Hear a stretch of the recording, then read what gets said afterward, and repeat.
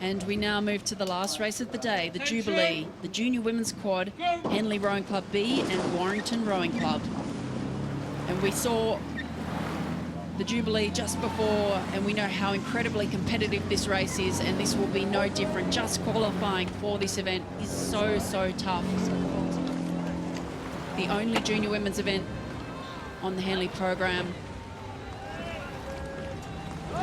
We knew that Warrington were going to be good in this category, but a length at the end of the island is very good, and they're really, really starting to show their dominance in this race. There's nothing quite like watching crisp and clean blade work in a quad. Just the symmetry and the perfect timing really, really shows, and that's exactly what we're seeing demonstrated here by Warrington Rowing Club.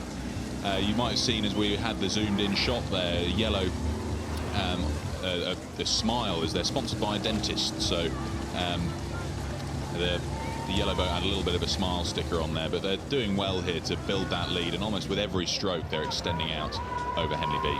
And we move now to the live shots, and it is Warrington Rowing Club in the buck station in the bright blue rowing suits there, as Peter said, who is leading very convincingly. They're not letting anything go to their competitors, though. They really are keeping that beat up, but they look very well timed and in unison. A very tight outfit here. And it's really well led by Lucy Glover in the stroke seat there. She's a junior international, and she's absolutely showing her caliber in leading her crew with such a clean and well-rhythmed boat there.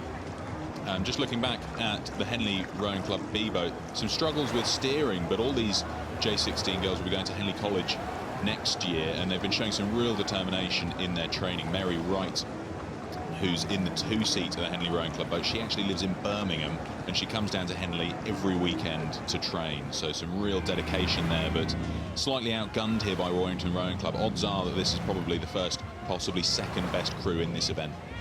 And in that boat there we have Lucy Glover, Pippa Curran, Lucy Stanhope and Ellie Davies.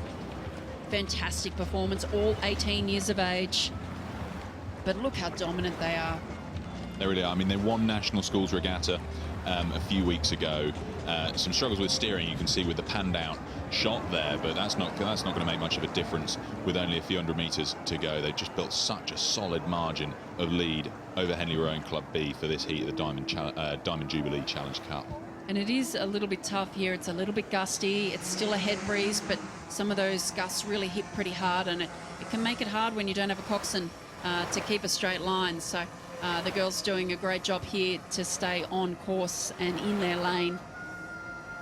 But the Warrington girls, they're just so strong, aren't they, Peter?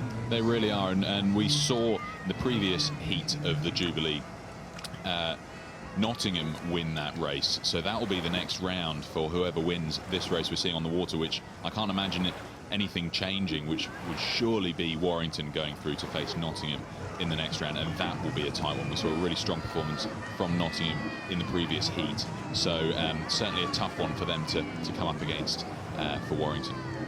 These girls from Warrington, they are a class act.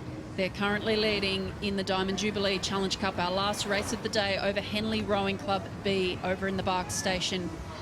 The Warrington girls showing a very fine display of quadruple scull rowing. Absolutely are. We've got the winners of National Schools Regatta on the near side of the picture. That's Warrington in the yellow and blue.